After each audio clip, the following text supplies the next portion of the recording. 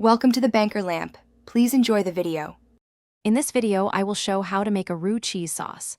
A roux is a fundamental base for many creamy dishes, created by cooking equal parts fat and flour together.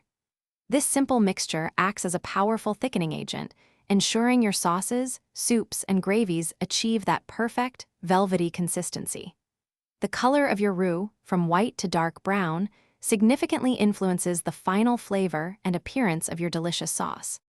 To begin crafting your perfect roux, melt 2 tablespoons of butter or your preferred fat in a saucepan over medium heat.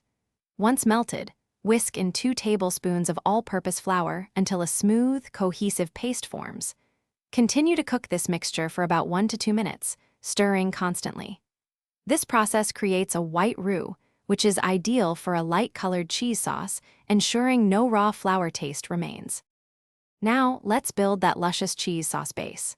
Gradually whisk in 2 cups of cold milk to your hot roux. Adding cold milk to a hot roux helps prevent lumps, ensuring a silky smooth result.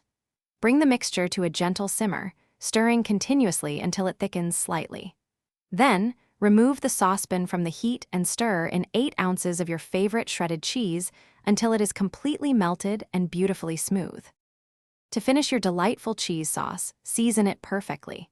Add about 1/2 teaspoon of salt and 1/4 teaspoon of freshly ground black pepper to taste.